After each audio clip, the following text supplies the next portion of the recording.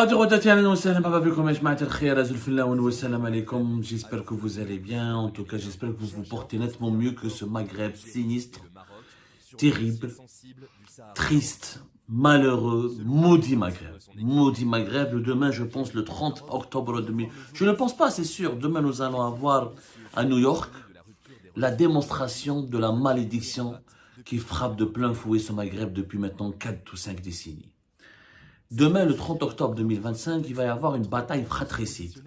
Une bataille fratricide entre l'Algérie et le Maroc au sein du Conseil de sécurité de l'ONU, puisque le Conseil de sécurité de l'ONU demain devra voter la fameuse résolution américaine qui propose une solution définitive ou qui tente de proposer une solution définitive au conflit du Sahara occidental qui dure depuis 50 ans. L'un des plus anciens conflits au monde et l'un des conflits les plus invisibles, puisqu'il ne mobilise personne. Demain, le Conseil de sécurité de l'ONU doit étudier une résolution américaine qui est controversée. Alors, autour de cette résolution américaine, il y a une véritable bataille rangée, violente, une bataille fratricide.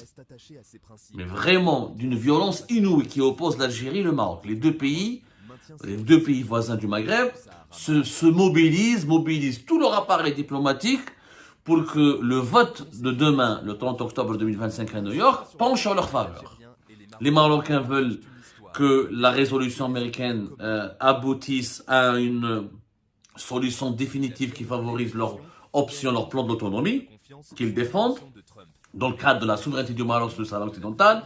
L'Algérie fait des pressions et du lobbying pour que la résolution américaine soit la moins favorable au Maroc et pour que les autres pays ne soutiennent pas l'adoption définitive de l'option de l'autonomie pour le territoire du Sahara occidental sous souveraineté du Maroc. Une bataille, mais à couteau tiré. Triste Maghreb, deux grands pays du Maghreb qui se bagarrent pour un territoire désertique, situé à l'ouest, situé dans un désert. C'est quoi le Sahara occidental? On en parlera. Les gens fantasment Sahara occidental. C'est un pays, c'est un territoire de 300 000. Les populations véritablement originaires du Sahara occidental ne dépassent pas les 400 000 habitants, entre 300 000 et 400 000. En ce moment, il est peuplé par 600 000, dont beaucoup de Marocains qui se sont installés après la marche verte de 1975. Il y a 130 000, 140 000 de réfugiés à Tindouf, en Algérie. La totalité de ce conflit concerne quoi? Concerne 300 à 400 000 personnes. Et ni la taille d'une ville moyenne en Algérie comme au Maroc. Djelfa, elle est plus peuplée, il y a plus d'habitants à Djelfa que le Sahara occidental. Il y a plus d'habitants dans, je sais pas, Tanger, c'est sûr, à Tanger ou là, à Agadir que le Sahara occidental. C'est un petit conflit qui a pris une dimension stratégique malheureuse et qui divise et qui empêche que le Maghreb se réalise depuis 50 ans. Quelles sont les nouveautés? Les nouveautés, c'est que le 22 octobre dernier, et pourquoi la résolution de demain est stratégique? Parce que le 22 octobre dernier, les Américains ont distribué un projet de résolution nouveau, novateur, ou plutôt qui bouleversant. On va le qualifier de bouleversant parce qu'il va remettre en cause la nature du conflit lui-même. La résolution américaine, elle propose de mettre un terme à l'option de l'indépendance. Elle reconnaît au peuple sahraoui son droit à l'autodétermination, parce qu'il y a eu beaucoup de manipulations en Algérie. La résolution américaine du 20, qui a été proposée aux membres du Conseil de sécurité de l'ONU le 22 octobre 2025, pour qu'elle soit discutée, amendée, qu'elle soit votée le 30 octobre, elle n'élimine pas le droit à l'autodétermination. C'est complètement faux. Les Américains n'éliminent pas le droit aux populations sahraouies de voter ou de décider d'une forme d'autodétermination. Non. La résolution américaine propose de concéder à la population sahraoui un mécanisme d'autodétermination dans le seul cadre de l'autonomie du Maroc. C'est-à-dire pour les États-Unis d'Amérique, il faut que les Nations Unies arrêtent de déconner, il faut arrêter de perdre son temps.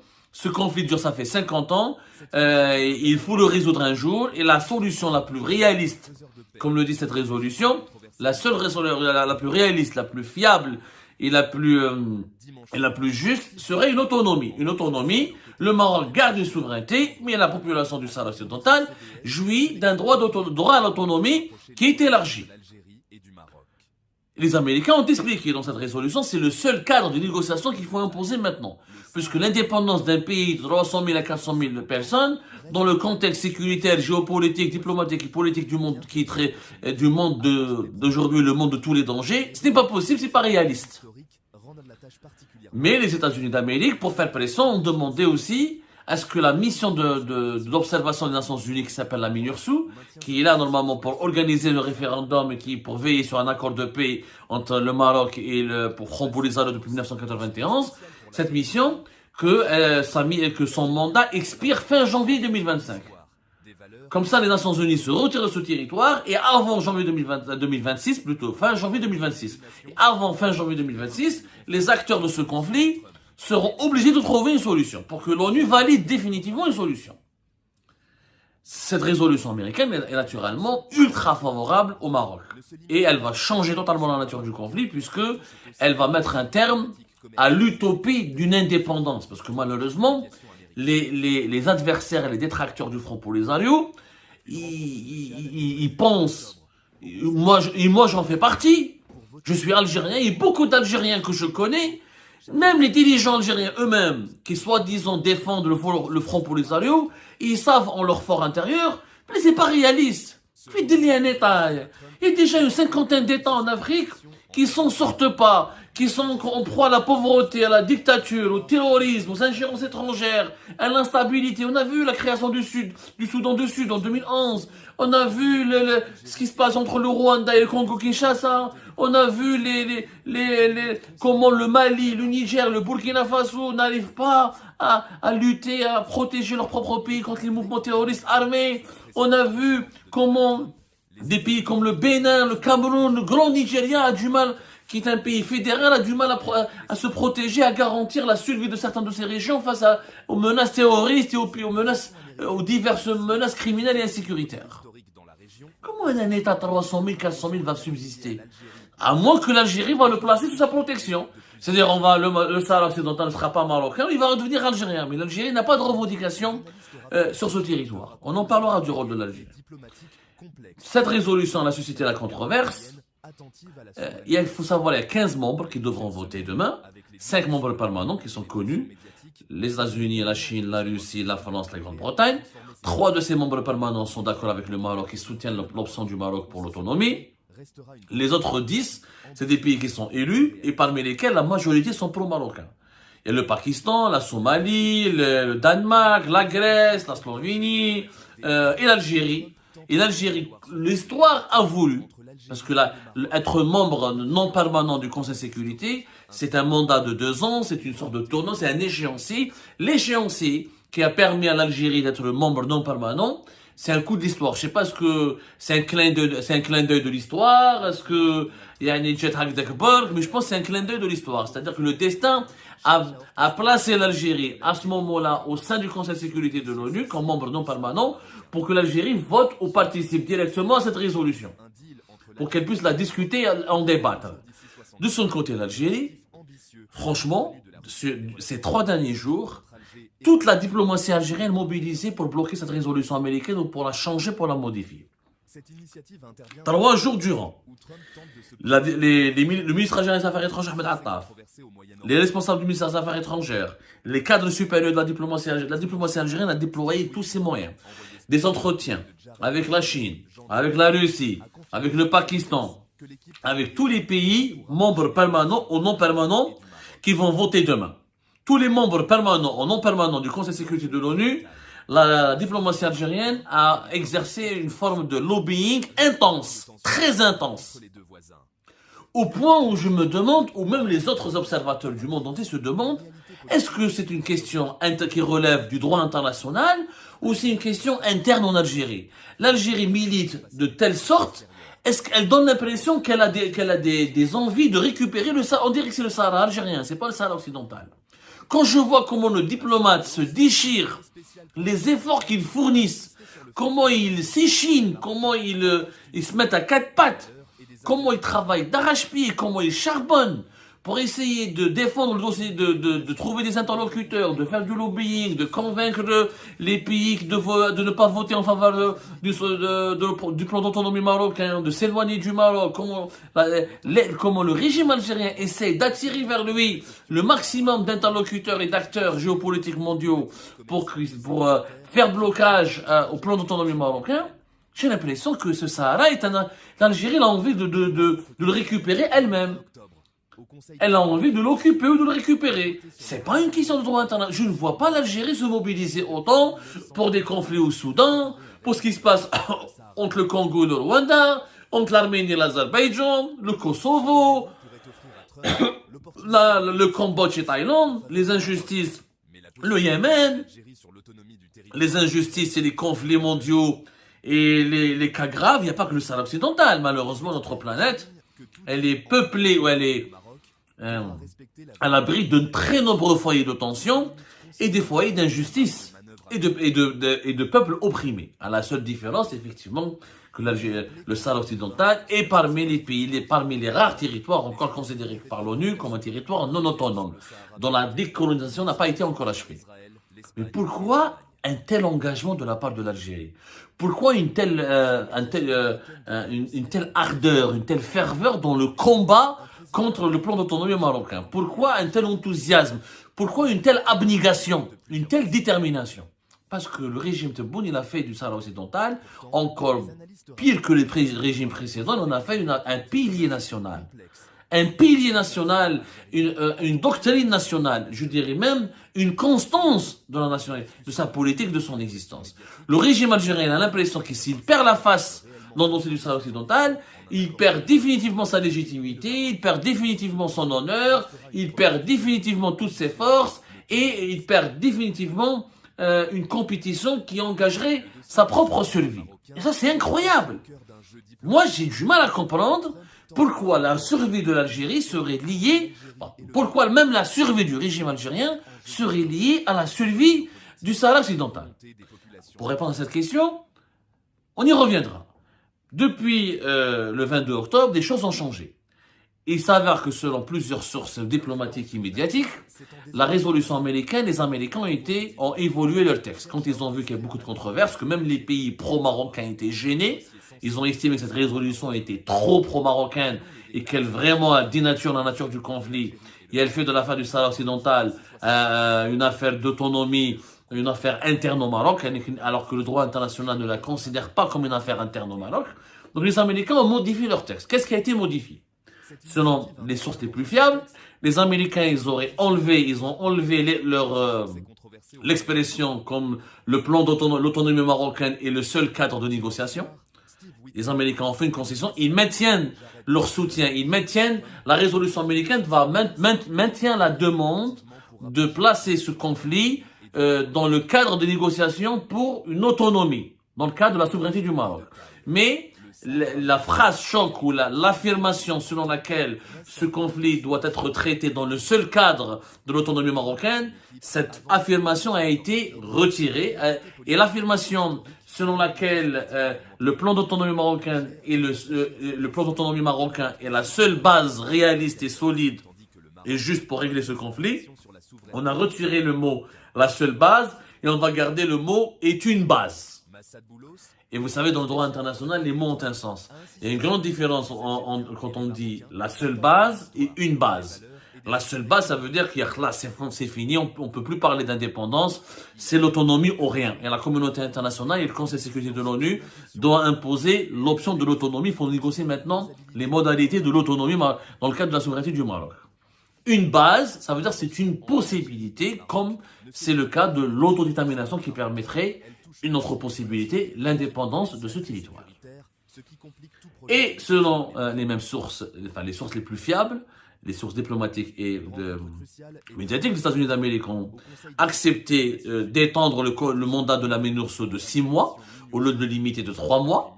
C'est-à-dire, au lieu de finir ce mandat de la MINURSO, le s'achever fin janvier 2026, il devrait s'achever fin avril ou fin mai 2026. On rajoute 3 mois supplémentaires pour pour donner un coup d'accélérateur aux négociations. Et troisièmement, la résolution américaine a rajouté un point important qui concerne la souffrance des populations réfugiées. Parce qu'on oublie effectivement ce que dans Tindouf, il y a 130 000 à 140 000. Bon, certaines statistiques parlent de 80 000 uniquement. On n'a pas les chiffres les plus fiables. Bon, en tout cas, les chiffres, les sources proches du Polisario parlent de 130 000, 140 000. Les sources pro-marocaines parlent de 80 000. On a même fait un well. Et je crois qu'il y a des chiffres des Nations Unies. Où sont les chiffres des Nations Unies? Moi, j'aimerais bien les lire. En tout cas, les chiffres actualisés des Nations Unies, on les attend encore. Mais en tout cas, il y a des milliers de réfugiés sahraouis à Tindouf qui souffrent, qui vivent dans des conditions atroces, dans des baraques, etc. Et il manque, ils commencent les aides humanitaires, les financements pour faire parvenir les aides humanitaires à ces réfugiés commencent à manquer cruellement, même si l'Algérie, elle est là pour les nourrir, à les abriter. L'Algérie n'a jamais manqué à son devoir, mais il s'avère que l'Algérie ne peut pas porter sur ses épaules tout ce fardeau. Bon, voilà les 3 modifications. Ce qui va atténuer le parti pris marocain de cette résolution américaine. Parce qu'au départ, clairement, elle était énormément en faveur du Maroc. Mais est-ce que c'est suffisant pour bloquer le plan d'autonomie marocain? Beaucoup d'experts ne le pensent pas. En tout cas, demain, l'Algérie et le Maroc vont jeter toutes leurs forces pour essayer d'arracher le maximum de compromis. Moi, je trouve ça sinistre. Je trouve ça, mais tout simplement, au-delà de... Bon, plus que sinistre, je trouve ça absurde. L'Algérie et le Maroc, ils auraient pu négocier directement et gérer ce territoire ensemble. Le régime algérien, il veut nous faire croire que sa survie est engagée dans ce dossier. Moi, je ne vois pas en quoi le régime algérien serait menacé ou va disparaître si demain le Maroc garantit sa souveraineté sur le Sahara occidental. L'armée aura toujours le premier budget du pays, parce qu'il n'y a pas que le problème avec le Maroc, il n'y a pas que la menace du Maroc, il y a d'autres menaces. C'est pas les menaces qui manquent dans notre voisinage immédiat. Et le monde dans lequel nous vivons est un monde dangereux, ce qui va toujours pousser l'Algérie à dépenser pour son armée et à investir pour sa modernisation. De deux, le régime algérien ne va pas perdre énormément de choses, parce que de facto, le Sahara occidental, il est occupé par le Maroc et construit par le Maroc et considéré comme une région marocaine depuis 3-4 décennies. Donc il n'y aura pas de changement majeur. Le régime algérien n'a pas besoin du conflit du Sahara occidental pour pouvoir s'armer, pour justifier sa course à l'armement. La rivalité avec le Maroc ne sera pas résolue. Le Maroc sera toujours considéré comme un concurrent, comme un rival, même si le conflit du Sahara occidental va se terminer. C'est-à-dire en quoi le régime algérien va s'effondrer après la victoire du Maroc au Sahara occidental? Moi, je ne vois pas. Le Polisario va disparaître, oui. Le Polisario, oui, il aura une crise d'identité. Qu'est-ce qu'on va faire du Polisario? Est-ce que les milices du Polisario vont être intégrées à un corps constitué au Maroc? Est-ce qu'ils vont faire partie d'une armée locale ou de services de sécurité locaux? Est-ce que les cadres du Polisario vont pouvoir... je ne sais pas quoi, vont pouvoir aller habiter au Sahara occidental et retrouver leur vie, leur famille là-bas? Ça, oui. Le problème est pour le pouls, mais la disparition du Polisario n'est pas la disparition du régime algérien. En quoi, sauf si le régime algérien considère qu'il n'a aucune cause à travers laquelle il ne peut exister que la cause sahraoui, que son seul tremplin sur la voie, sur l'échiquier international, c'est la question sahraoui, puisque pour la question palestinienne, l'Algérie a été mise à l'écart. Ce sont toujours l'Arabie Saoudite, le Qatar, la Turquie, les monarchies du Golfe, et l'Égypte et la Jordanie qui sont consultés, qui sont associés pour régler le problème palestinien. Donc l'Algérie, toujours a été mis à l'écart. Donc la Syrie, on a bien vu entre 2022 et 2023, jusqu'à 2024, comment la Ligue arabe elle a mis à l'écart l'Algérie. C'était l'Arabie Saoudite qui a géré ce processus de normalisation des relations avec la Syrie. Ensuite, la chute de Bachar al-Assad et l'arrivée d'un nouveau pouvoir à Damas. Donc, j'ai l'impression que pour l'Algérie, le Sahara occidental fait partie de son identité.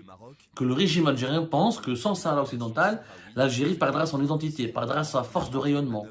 Ce qui est complètement faux. Encore une fois, complètement faux, parce que l'Algérie, elle a suffisamment de moyens et d'atouts, et elle a une histoire aussi grandiose, et c'est un immense pays, un immense territoire, et elle a suffisamment de force et de cartes et à utiliser pour pouvoir rebondir sur la scène internationale. Maintenant, c'est un conflit absurde. Moi, il n'y a que du phosphate. Ok, l'Algérie avec son gaz et son pétrole, elle aurait pu négocier un deal très intéressant avec le Maroc. Le Maroc, elle a besoin du gaz et du pétrole algérien. L'Algérie, elle a besoin du phosphate du Maroc. Les deux pays unis, qui partagent leurs intérêts, de façon pragmatique, comme par exemple le fait l'Australie avec la Nouvelle-Zélande, comme le fait par exemple quand on le fait les États-Unis avec le Canada, comme le font les pays européens entre eux. Chacun d'entre nous, le Maroc et l'Algérie, ils ont des atouts. On peut échanger nos atouts et comparer nos atouts. L'Algérie pourrait demander un compromis au Maroc qui va arranger ses intérêts. Et l'Algérie pourrait faire un compromis avec le Maroc qui arrangera les intérêts du Maroc. Et nous pourrons exploiter ensemble ce territoire. L'Algérie pourrait investir des capitaux là-bas pour même utiliser ce phosphate qu'on pourrait l'acheminer vers l'extrême sud, vers le sud algérien, pour le transformer et créer des unités. On peut créer des projets communs, comme les Marocains peuvent investir chez nous, on peut investir chez eux. Mais on est deux pays complémentaires en réalité. Et je ne comprends pas comment on n'arrive pas à le comprendre. Et demain, au lieu d'être complémentaires, on va se livrer à l'une des batailles les plus fratricides de l'histoire du Maghreb et de l'histoire même du droit international. Deux pays voisins qui se détestent, qui se haïssent pour un territoire peuplé uniquement par 300 à 500 000 personnes. Si ce n'est pas le comble de l'absurde, qu'est-ce que ça peut être?